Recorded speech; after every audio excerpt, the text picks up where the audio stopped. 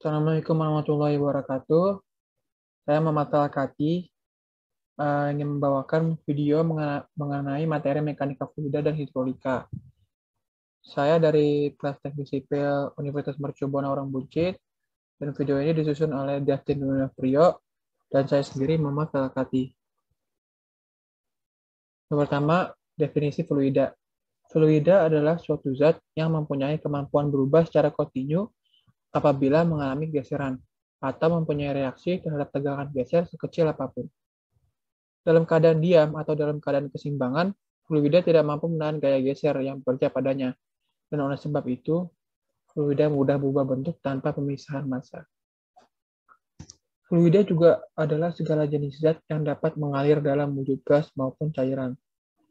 Berdasarkan pergerakannya, fluida dibedakan menjadi fluida statik dan fluida dinamik. Fluida adalah subhimpunan dari fase benda, termasuk cairan, gas, plasma, dan padat plastik. Fluida memiliki sifat untuk tidak menolak terhadap perubahan bentuk dan kemampuan untuk mengalir, atau umumnya kemampuannya untuk mengambil bentuk dari wadah mereka. Sifat ini biasanya dikarenakan sebuah fungsi dari ketidakmampuan mereka mengadakan tegangan geser dalam equilibrium statik. Konsekuensi dari sifat ini adalah hukum Pascal yang menekankan pentingnya tekanan dalam menggolongkan bentuk fluida. Fluida adalah zat atau entitas yang terdeformasi secara berkesinambungan apabila diberi tegangan geser, walau sekecil apapun tegangan geser itu. Lalu ada jenis-jenis fluida. Fluida atau fluids dibagi dalam dua bagian, yaitu cairan dan gas. Cairan tak dapat dimanfaatkan dan bila terdapat di dalam suatu tempat, maka cairan itu akan mengambil tempat yang sesuai dengan bentuk tempatnya, dan permukaan akan terbentuk suatu batas dengan udara terbuka. Gas dapat mudah dimanfaatkan dan dapat mengembang mengisi seluruh ruangan tempat tinggalnya, dan tidak membentuk batas tertentu seperti cairan. Perbedaan antara benda padat dan cairan ialah pada batas elastisitas tertentu, perubahan benda padat sedemikian rupa sehingga regangan atau strain berbanding lurus dengan tegangan atau stres. Regangan pada benda padat ya tergantung dari waktu lamanya gaya bekerja. Dan apabila batas elastis dari benda itu tidak dilampaui, maka bila gaya itu tidak bekerja lagi, perubahan bentuk pun menghilang dan kembali ke bentuk semula. Sedangkan pada zat cair akan terus berlangsung perubahan bentuknya selama gaya bekerja dan tidak kembali ke keadaan bentuk semula bila gaya tersebut tidak bekerja lagi. Lalu ada fluida statis. Fluida statis atau fluida diam merupakan jenis fluida yang berada pada kondisi diam dan tidak bergerak. Misalnya air di dalam kolam, air di dalam gelas, air waduk, air laut, air di dalam sumur, dan lain sebagainya. Hukum-hukum dasar fisika sangat bermanfaat dapat ditemukan oleh para ilmuwan. Hal tersebut bukan dari fluida statis. Hukum-hukum tersebut antara lain hukum Pascal, hukum Archimedes, hukum Boyle, teori tekanan hidrostatik, dan lain sebagainya. Lalu ada fluida dinamis. Fluida dinamis merupakan jenis fluida yang berada dalam kondisi bergerak dan atau dalam kondisi mengalir. Misalnya aliran air, air terjun, angin, dan lain sebagainya. Energi potensial yang dapat dijadikan sumber tenaga energi listrik dapat ditemukan berkat adanya fluida dinamis. Contohnya yaitu PLT angin atau pembangkit listrik tenaga angin. Lalu ada PLT air dan sebagainya. Fluida dinamis ini dapat direkayasa oleh manusia demi untuk kelangsungan hidupnya dan untuk kesejahteraan bersama. Dan lalu ada parameter fluida yang akan dibawakan oleh teman saya. Parameter fluida. Pertama ada densitas. Densitas merupakan kerapatan cairan adalah ukuran dari konsentrasi massa dan dinyatakan dalam bentuk massa tiap satuan volume. Kerapatan cairan dapat didefinisikan sebagai massa tiap satuan volume pada suatu temperatur dan tekanan tertentu. Kerapatan dari air pada tekanan standar tekanan atmosfer 760 mm/Hg dan temperatur 40 derajat Celcius adalah 1000 kg per meter kubik. Densitas dapat dinyatakan dalam 3 bentuk. Yang pertama, mass density.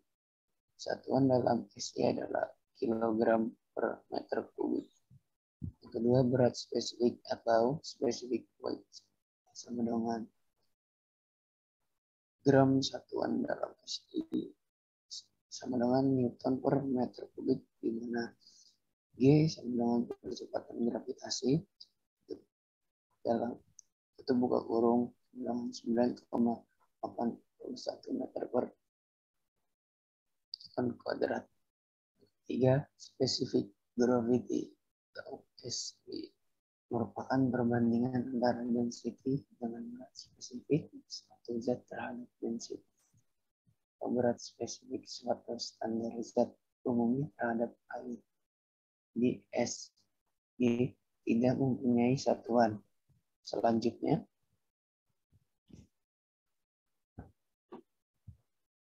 viskositas. Viskositas atau kentalan dari suatu cairan adalah salah satu sifat cairan yang menentukan besarnya perlawanan terhadap gaya geser. Viskositas terjadi terutama karena adanya interaksi antara molekul cairan. Suatu cairan di mana viskositas dinamiknya tidak tergantung pada temperatur dan dengan tegangan gesernya proporsional, mempunyai hubungan linier dengan gradien kecepatan dinamakan suatu cairan Newton. Perilaku viskositas dari cairan ini adalah menuruti hukum Newton untuk kekentalan. Dalam sistem SI atau standar internasional tegangan sama dengan dalam tutup kurung du per dy, atau dengan kata lain tegangan geser diekspresikan dalam Newton per meter persegi kurung PK, dan gradien kecepatan tubuh kurung du per dy dalam meter per second atau meter. Karena itu satuan SI untuk viskositas dinamik adalah Newton S per M kuadrat atau kilogram per M S. Sedang viskositas kinematik V didefinisikan sebagai perbandingan viskositas dinamik terhadap kerapatan density. V sama dengan dalam SI viskositas kinematik mempunyai satuan meter kuadrat per S. Selanjutnya, kompresibilitas. Kemampuan penempatan fluida adalah salah satu sifat fluida, yaitu seberapa mudah volume dari suatu massa fluida dapat diubah apabila terjadi perubahan tekanan. Artinya, seberapa mampu memanfaatkan fluida tersebut. Untuk mengetahui kemampuan fluida, yaitu modulus atau modulus borongan. Adapun turunan rumusnya seperti turunan rumusnya berikut. EV sama dengan tutup buka kurung dp per tutup kurung dp per p. Jadi T konstan. Bahan volume bernilai negatif apabila semakin besar gaya tekan yang didapat fluida akan mengalami pengurangan volume. Dari hasil nilai modulus yang didapat, maka dapat kita analisis bahwa semakin besar nilai modulus itu, maka hal ini menunjukkan bahwa fluida tersebut relatif tidak mampu manfaat atau cenderung incompressible. Air adalah pembanding yang digunakan sebagai standar kompresibilitas dari fluida lain. Selanjutnya, sekian video materi dari kami. Assalamualaikum warahmatullahi wabarakatuh.